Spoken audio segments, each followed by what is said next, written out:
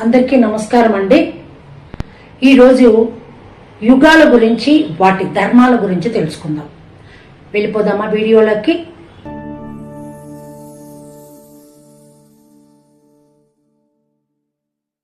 నమస్కారం.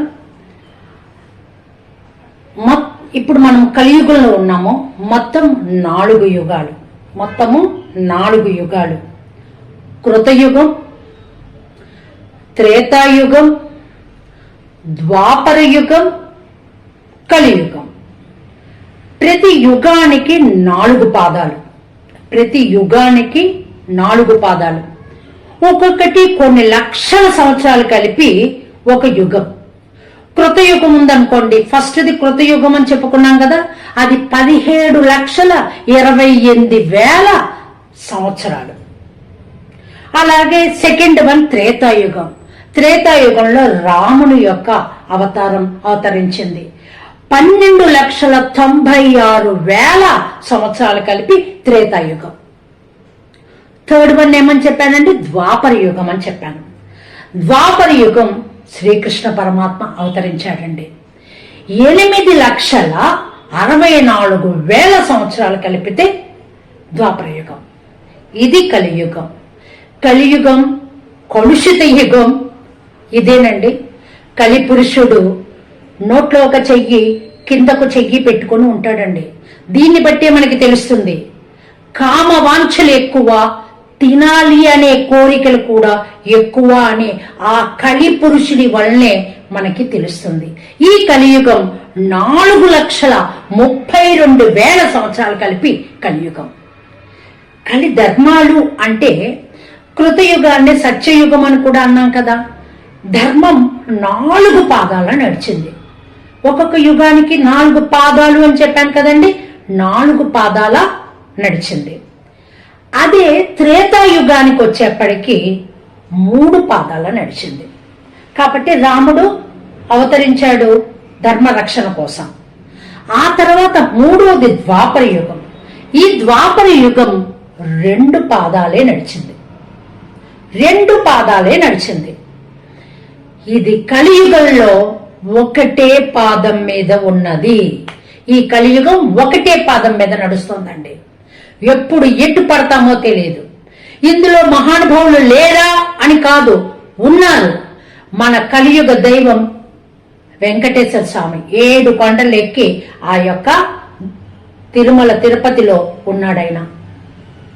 అక్కడికి వెళ్ళి దర్శించినా ఆయన్ని ఏమడిగినా ఆయన ఏమీ మాట్లాడాడు.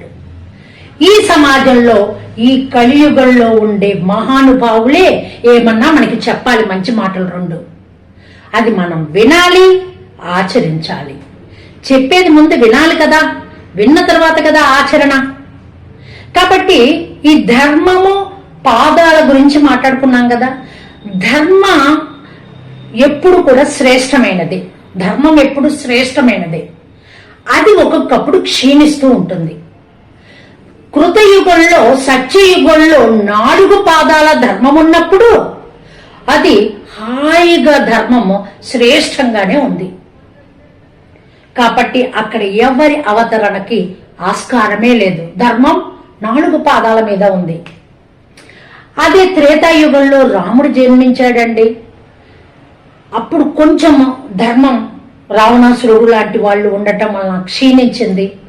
ఆ తర్వాత ద్వాపర యుగానికి బాగా క్షీణించింది.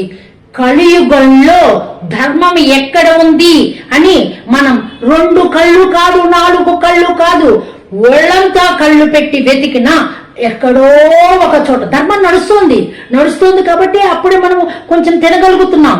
కానీ ఎక్కడో వెతకాలి, ఆ మహానుభావులను వెతకాలి. అర్థమైందా అండి? సరే, ఇవన్నీ కూడా కొన్ని 3 రకాలుగా ఉంటాయండి. యుగాలలో 3 రకాలుగా ఉంటుంది. ముఖ్యమైన విషయాలు ఏంటి అంటే కాలచక్ర నియమాలను అనుసరించి నడిచే ధర్మాలు, మానవ స్వేచ్ఛ లేకపోతే కర్మ సిద్ధాంతం ప్రకారం నడిచేవి కొన్ని, పరిణామ క్రమంలో నడిచేవి కొన్ని. వీటి గురించి మనం తెలుసుకోవాలి అంటే మరి కొంచెం ముందుకు వెళ్లాల్సి ఉంటుందండి. మామూలుగా మనకి ఒక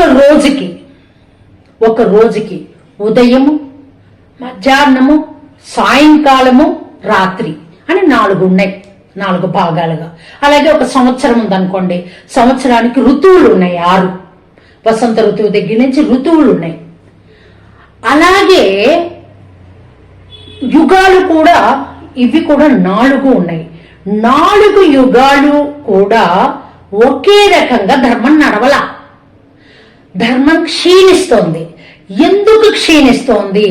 కాలచక్ర నియమాల్ని బట్టి క్షీణించేవి కొన్ని అయితే, మానవ స్వేచ్ఛ వచ్చి, మానవుడి యొక్క స్వేచ్ఛ వచ్చి అదేం చేస్తుంది? 3 రకాలుగా అన్నా కదా. కాలధర్మ నియమాన్ని బట్టి, మానవుడి యొక్క స్వేచ్ఛను బట్టి మరియు పరిణామ క్రమాన్ని బట్టి ఇది ధర్మం అనేది నడుస్తోంది అని చెప్పాను నేను. అయితే ఎప్పుడైతే ఈ స్వేచ్ఛలోకి వచ్చాడో, ఫస్ట్ అయితే కనుక యుగ ధర్మం మంచిగానే నడిచింది, సత్యకాలంలోను వాటిలోను మంచిగానే నడిచింది. అక్కడ ఎవరు భగవంతుడు అవతరించిన దాఖలా కూడా లేదు, అందరూ మహానుభావులుగానే ఉన్నారు. ఎప్పుడైతే కనుక ధర్మం క్షీణిస్తోందో అప్పుడే ధర్మ సంస్థాపనార్థానికి భగవంతుడు వచ్చి చేరతాడు. ధర్మ సంస్థాపనార్థాయ సంభవామి యుగే యుగే అన్నాడు కదా భగవద్గీతలో శ్రీకృష్ణుడు. అలాగా ఆ యొక్క ధర్మాన్ని రక్షించటం కోసం భగవంతుని అవతరణ అనేది నడుస్తోంది ఇక్కడ. అర్థమైందా అండి? సో ఎప్పుడైతే మానవ స్వేచ్ఛల ప్రకారమో భగవంతుడు మీ ఇష్టం రా అని త్రేతాయుగం దగ్గర నుంచి అన్నాడు.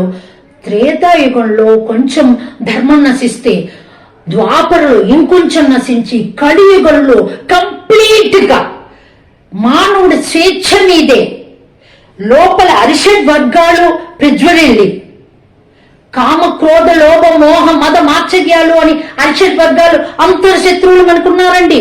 అవి చాలు మనకి. స్వేచ్ఛతో అరిషడ్ వర్గాలన్నీ బయటకు వచ్చేసినాయండి. స్వార్థం వచ్చి చేరిందండి. ధర్మాన్ని పక్కకి నెట్టేస్తున్నాం, ధర్మం పక్కకి నెట్టేస్తున్నాం. కొంతమంది ధర్మాన్ని ఆచరిస్తున్నారు, కానీ ధర్మం పక్కకి నెట్టబడింది ఈ కలియుగంలో. కాబట్టే కలిపురుషుడు నోట్లో ఒక చెయ్యి కింద ఒక చెయ్యి పెట్టుకొని ఉన్నాడు. అందుకని కాలం ఇలా ఉందండి. కాబట్టి ఏం చేయాలి మనం? ఏం చేస్తే మనకి మంచి జరుగుతుంది అంటే,